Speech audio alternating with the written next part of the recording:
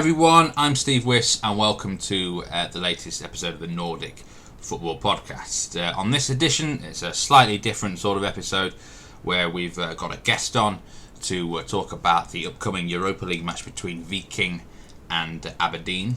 Of course, this midweek it's all about the European fixtures, and there's many teams from Norway, Sweden and the whole of Scandinavia involved in some crunch one-leg ties. So hopefully we can get quite a few of the teams through the next phase. Champions League, we've got Karabakh against Molde on Wednesday evening, and then some pick of the Europa League qualifications. We've got the likes of Hammarby against Lech, and we've got of course IFK Göteborg against FC Copenhagen amongst others. Bodø Glimt Rosenborg in action. But yeah, we've got an in-depth preview here of Viking against Aberdeen, Thursday evening, 7:30 UK time kickoff in Stavanger, and it's going to be a really intriguing fixture, Norway against Scotland. So without further ado, here is the interview with our special guest on today's episode. And on this edition of the Nordic Football Podcast, I'm delighted to welcome on Andrew, otherwise better known around on Twitter and Twitch as Hunkleberry Finn. He's a Scottish football expert and a big Aberdeen supporter. So thanks very much for coming on the podcast, Finn. How are you doing? Yeah, no worries, man. I'm good. I've had a good day of it. That is good. That is good to hear. So we're all looking forward to this Thursday night Europa League fixture between Viking and Aberdeen. It's a one-leg affair. It's going to be held in Stavanger. None of this two-leg stuff at the minute. There'll be no fans, sadly. Which is a real shame, I think, for both clubs actually at this stage. And the victor will be travelling to Portugal to face Sporting Lisbon. So Aberdeen, then. I mean, you're obviously a lifelong supporter of them. What sort of shape are Aberdeen in right now?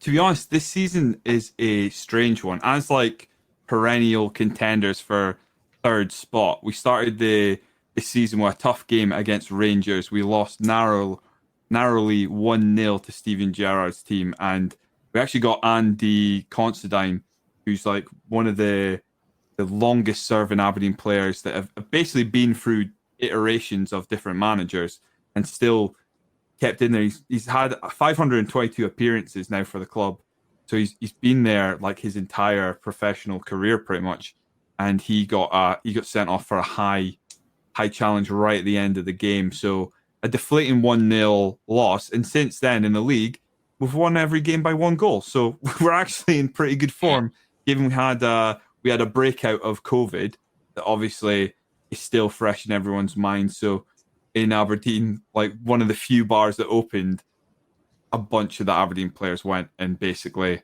we got games cancelled due to it. So ourselves and Celtic have both run afoul of, some pandemic-related issues, let's say.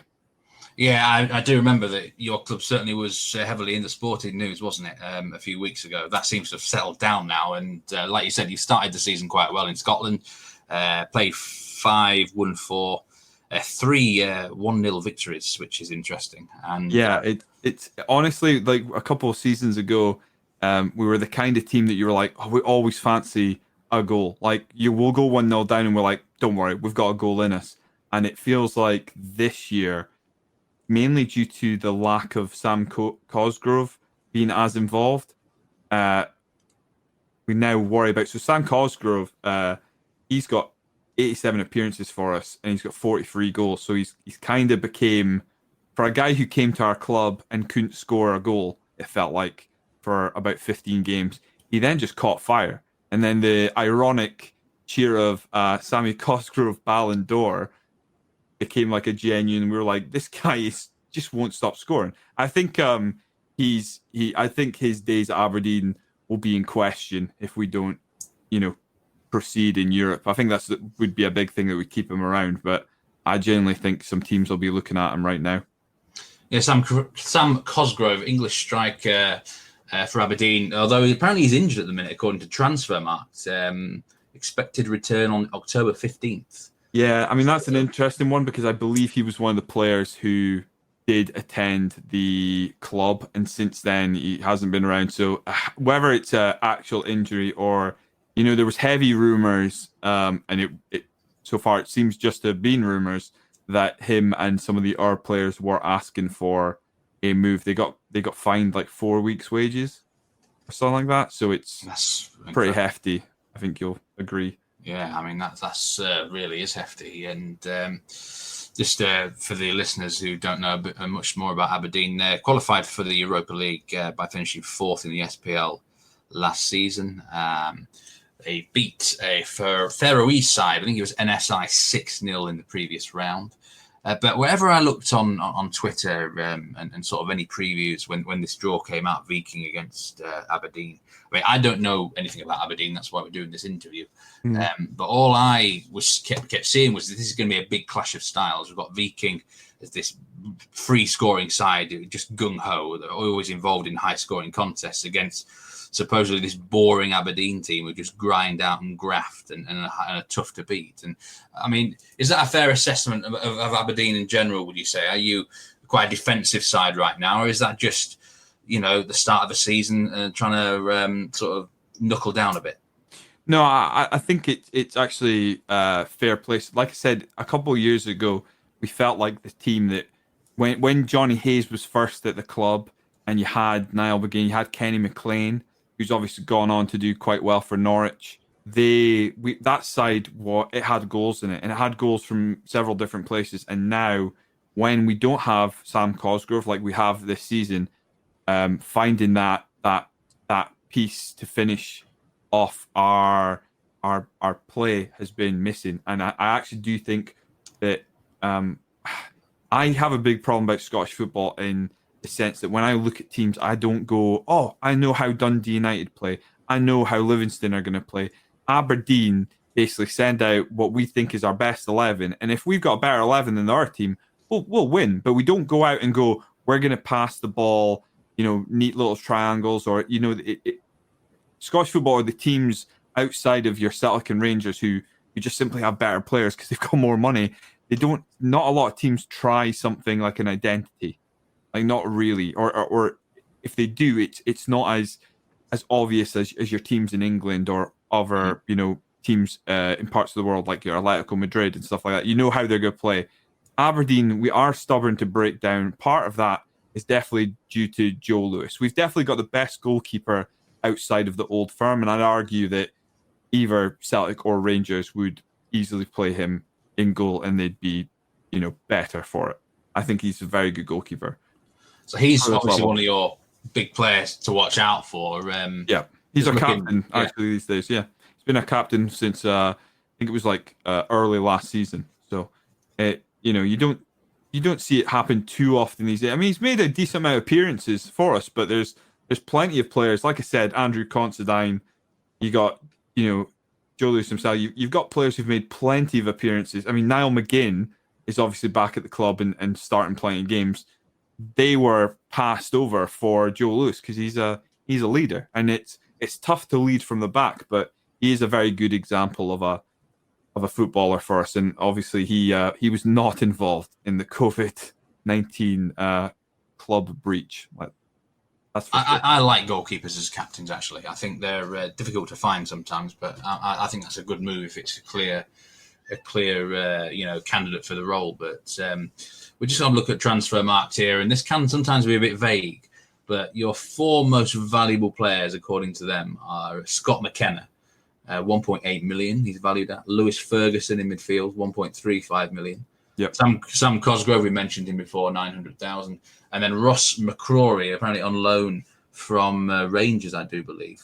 Yeah. So Ross McCrory is an interesting one because it's a loan with a guaranteed permanent deal at the end. Right. So effectively, he's going to be signing first end of the season, and already, I mean, he scored the winner against Kilmarnock in our last game. I think he's tough to really place because he started off the season at centre back, but his finish in the last game would have me playing him in midfield. Even if we talked about Football Manager terms, if a centre back scores that he could play in midfield, I'd stick him in midfield. It was a really good finish. He was away to sign for Hibernian, and last minute a deal was struck with Aberdeen instead with the loan and then the permanent signing. And again, don't want to just talk about rumours, but there is a rumour going around that is a sweetener for Sammy Cosgrove from Rangers.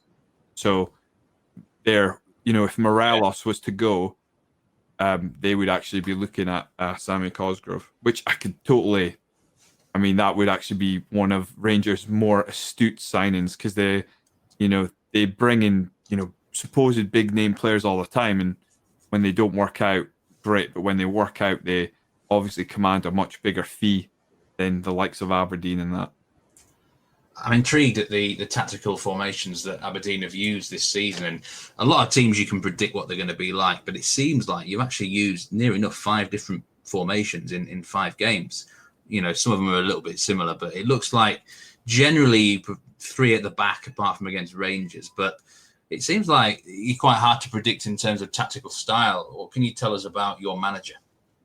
I mean, Derek McInnes has been with us for a number of years now, and he had the fortune of coming into an Aberdeen team that hadn't won a trophy for near 19 years, and he delivered the League Cup trophy in his first year. So he instantly became a fan favourite, but he's actually also turned down approaches from Sunderland and Rangers while he's been at Aberdeen. And I think the reason for that is, one, he believes in the project. Aberdeen are a team that are trying to, for a team that's not just pumping money in, we're trying to do it the right way. I'm not saying we don't have money, and we're definitely one of the wealthier teams in Scotland. But we're trying to build a new stadium. We're building training facilities where we've literally had no decent training facilities for as long as I've been a fan, basically, right? We used like a crappy training pitch, or we used the indoor facilities that the university has. They've gone and they're investing in youth pitches and training pitches and taking it to a much higher level. That if every team in Scotland could do that, you'd be really excited for the future of Scottish football. I definitely think more teams having that kind of like youth facilities is only going to be better for Scottish football. Whether those players come through Aberdeen or drop down a level and find their level and continue playing and can improve, I think it'll just be better. But I think Derek is stuck around due to that. I mean, he's not at times the most frustrating thing is he's a manager who has openly said that he tells players not to shoot from distance, and he's then after the game gone, well, he didn't listen to me, but thank God he didn't, because we've scored from such a long range. And there's one that sticks in my mind that he definitely commented on, but we were like 0-0 draw with Hearts, and someone scored an absolute banger in the 9th minute or something like that. I mean, he doesn't. It's not the most flexible system we play. I think everyone has their role in it, but it's been a massive improvement from when Craig Brown was in Aberdeen, and even Craig Brown came in and did better than the previous managers. We did go through a long period of time where we weren't even close to the potential of what Aberdeen as a football club could be. I mean, that's interesting stuff. I mean, where would you say the club is at in terms of its overall progression then right now? Hibs and Hearts have massive support, so it's a big argument who the third biggest team in Scotland is. But certainly while Rangers were gone, Aberdeen were the team that was consistently year after year in and around the top 4. And even now that's the case. So even when Kilmarnock finished above us, they then dropped down. And last year, Motherwell above us, it kind of we're perennial in the right area, but sometimes we unfortunately don't finish third or finish high enough. I mean, we've had seasons where we made both cup finals, and the team that also made the cup finals was Celtic, and we lost them both. That's hard. We've made some cup finals, and we've had players. We developed one of Celtic's players from Ryan Christie, and he's gone back Celtic, and obviously is a key man there. Johnny Hayes, he was bought off us by Celtic, and we got him back at the end of this season for free. But when we got close, we kind of got our wings clipped a bit, and that's football. It's unfortunate, but Lewis Ferguson, one of the players you mentioned there, is a young lad, and really hope he sort of kicks on. Lots of people think, oh, they know. And again, it's from being from the world of Football Manager to streaming and that. He's a name that people gravitate towards because does quite well in that. But he generally does seem a bit of a talent. He scored a very good goal against Burnley in the Europa League a couple of seasons ago. I don't know if you've seen that one, but worth a look. Nice overhead kick. So let's just talk about Scottish football in general. And actually looking at the UEFA coefficient rankings, the Scottish League is currently 13th in the standings there. It's quite close, really. I mean, there's certainly a lot of nations leagues that would want to be knocking on the door of that top. You've got to get in the top 15. That seems a crucial position. You get extra places in that. Well, Norway is down as low as 25th now, by the way, for the listeners who are interested. Sweden in 22nd.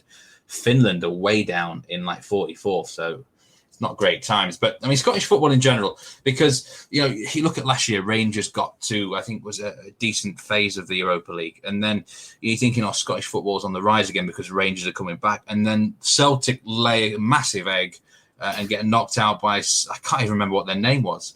Ferencváros. And people are like, here we go again. Scottish football shit and whatever. What sort of state do you think the SPL is in general at the moment overall? I think I mean it's not great. I mean, these players work hard and there's some great players in there, and I think it's more to do with how the teams are run. I think if you look at Celtic, right? Celtic have got to where they have it. In the time that Rangers were away and Celtic were obviously dominant, they had all this money, they've made good signings, and I've got to give a lot of credit to Celtic's scouting team. I mean, picking up Van Dijk, he obviously has gone on to become one of the best centre backs in the world, and everyone's talking about Edouard. Like, is he going to be the next guy? Go for a big fee? They've done really well, but their resources absolutely gulf every other team. So anytime our team showed someone with any sort of potential, they either get pipped by Celtic or worse, they go for a measly fee down in England because we just can't hold on to players. I mean, Aberdeen, Ryan Fraser came through the ranks there, and before he played a full season, he was signed for $500,000 by Bournemouth, who then proceeded to get promoted with him in the team from League One. They then spent, I think, an additional season in the Championship, then got promoted from there. And then he went out on loan. And, for what that player he was worth, and here's the worst thing, we would have got a sell-on fee if he'd signed for someone before he let his contract run down. So he let his contract run down at Bournemouth. If he'd gone for 10 million, let's say, we'd have got like $1 million of that. That would have been huge for Aberdeen. Like £1 million on a transfer fee. But of course, ran his contract down and we don't get anything. And that's nothing to do with him, but it's just an unfortunate part of what happens to Scottish teams. We don't see it. Scottish football, the SPL, it needs Rangers and Celtic to be qualifying for the Europa League knockout phase every year, really, doesn't it? To keep that coefficient going. But it also needs maybe the likes of Aberdeen, Motherwell, have actually got a very much easier draw in this round, by the way. Motherwell have. You need someone else to try and make the group stages, doesn't it? To get that coefficient up. And definitely. But obviously, like Rangers last year did us all a favour of going deep, getting through the group stage of Europa League. As you said, Celtic really let us down this year because it's not year to year, right? It's over. Don't they judge it over the course of 5 years? So, it's like, oh, what a great season that was. And then boom, Celtic just, and of course, it's definitely impacted by, single leg games, but I don't think they have any excuse. I don't think they got any excuse. They shouldn't have lost to that team. They should be close. Like Lennon wasn't even picking a striker, right? I don't know if he's trying to make a point. I spoke to, friends of mine who support Celtic, and they were like, I think he's trying to make a point to the board. He wants more than what he's got. That seems insane when you consider what Celtic have compared to your Aberdeen and that. We miss our striker big time. They were just as a principle, not even naming one on the bench, playing effectively attacking midfielder as like a false nine. Just makes no sense. I mean, they still had goals in that team. It seems almost ridiculous that they didn't win that game.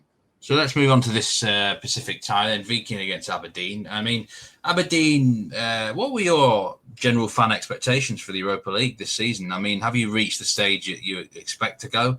I mean, the bookmakers actually make Viking a slight favourites, which I'm a little bit surprised actually by that. I mean, is this a match that Aberdeen fans will expect to win or what?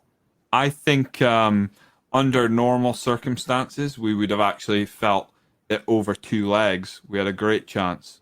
But I think, and probably why Viking are slight favourites, it's 1 leg, right? Yeah. And it's away for us, so I think that probably gives them the advantage. And I reckon, if we had it at Pittodrie and it was normal. I mean, so we've several times we've gotten close to we've gone to the final stage, the final knockout round, and then we've faltered there. So years ago now, we sent a little known player called Antoine Griezmann running away from Real Sociedad just at the right time to avoid us in the Europa League. And he went and signed for a little known team called Atletico Madrid. And I think he did quite well there. But I remember when we got Real Sociedad, we were like, oh, this is not going to happen. And I think we got barred over 2 legs. But that's the unfortunate thing about the Europa League. It's really not that fair because there's huge teams in it. I'm not saying Real Sociedad is a huge team, but in comparison to other nations and that, like, realistically, Aberdeen would have a better chance of making a group stage in a Europa League 2, Yes. But not that we want that. We want to be in Europa League, but also a little known thing, or a thing that people overlook, is Aberdeen are making a loss every round. We're not making money off of these ties. It's not till you get the money from the TV rights that you really start making money. So we're, this doesn't actually help us at the start of a season. The only thing it helps us with is we don't have to play in the Betfred Cup group stage.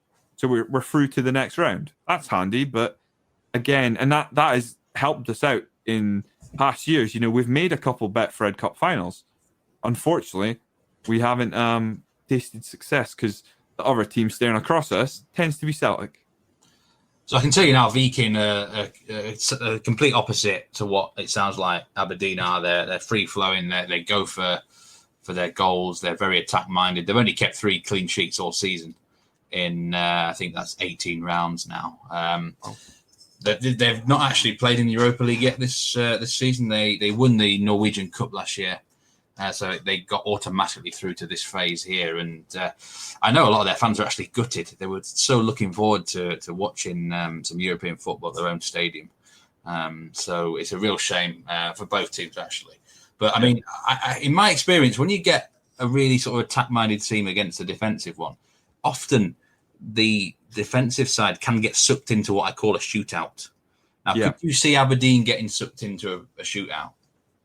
I really can't, only in the sense that I think it's a well-drilled team, and I reckon that what we'll do is we'll try and impose ourselves. Like I said, I'm not saying we're not an attacking team, but we're missing that. We're missing Sam Cosgrove a lot. And, could Curtis Main fill that void? Maybe. He came a bit hot for a brief spell last season. He's only been with us for a year. Made 27 appearances, 5 goals, I think, something like that. I would like to think that we've got a game plan. I think we will try and absorb some of that attacking intent, but we're a good defensive side. I would think that we'll be more dangerous from set pieces than anything, to be honest. It'll be interesting to see. We've got a couple of good players, Ryan Hedges and stuff, on the wing, but I don't think it'll be end to end. But, we had a right go at Burnley before they eventually put us out. So, this side has goals in it. It's just sometimes it feels like we're almost hesitant to take the game to the opposition. Well, it's going to be an interesting game, and we wish you all the best of luck in it. Not too much luck. Obviously, this podcast has to cheer on the Scandinavian sides. But just before we finish, I want to talk a little bit about yourself, Finn. And I mean, I know you personally from Twitch streaming. Yeah. You're a very a good Football Manager streamer. So for those, I do know we have a lot of listeners who are into Football Manager, especially when the lockdown was on. There was a lot of listeners on about that. But tell us a little bit more about your channel. You can find Finn on Twitch. Again, Hunkleberry_Finn. And you can also follow him on Twitter @HunkleberryFinn. And we'll put that in the description of the episode below. But yeah, just tell us a little bit about your Twitch channel. So I sort of started streaming.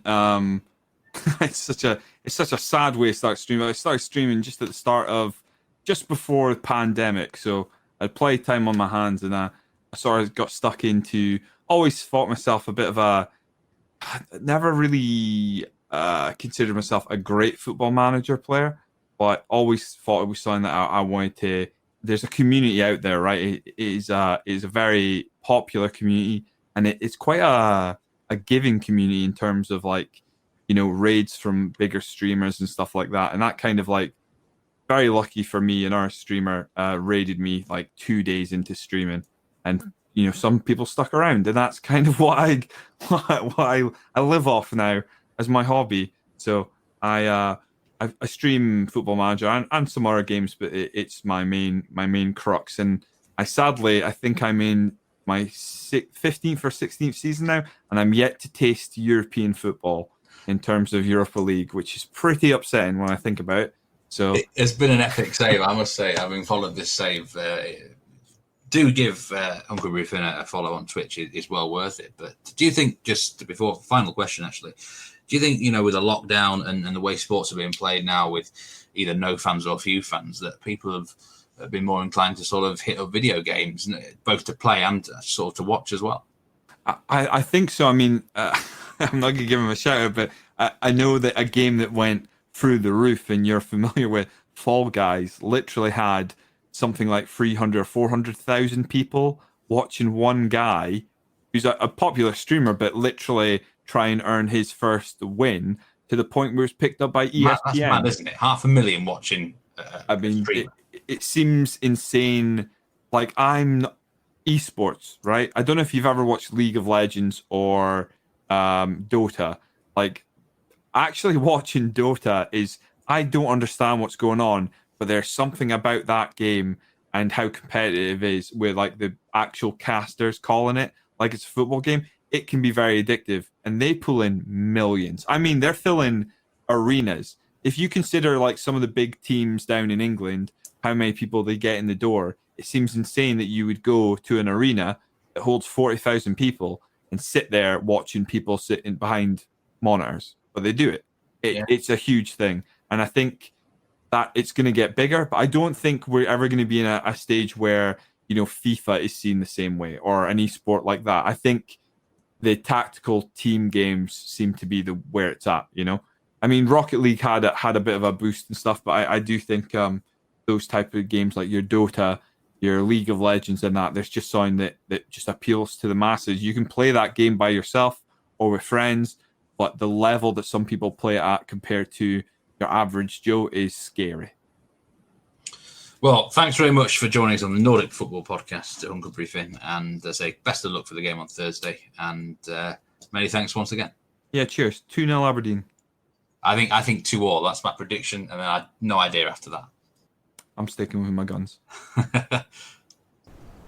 That was Hunkleberry Finn joining us as a guest on the Nordic Football Podcast. And that's going to be it for this particular episode. Myself, Steve Wiss, and Jonathan Verdugba will be back very soon for a full-length episode, talking about the latest goings-on in Norway, Sweden, the European matches, stuff like that. So stay tuned for that within the next week or so. In the meantime, if you're not already, then give us a follow on Twitter at Nordic Footpod. You can follow me at Meatman Soccer. You can follow Jonathan at JF Football. And don't forget to hit up Hunkleberry Finn on Twitter as well as his Twitch channel. But once again, thanks to Finn for guesting on this episode. And that's about it, really. All I've got left to say is stay safe, everyone. Take care. And goodbye. And we'll see you again very soon.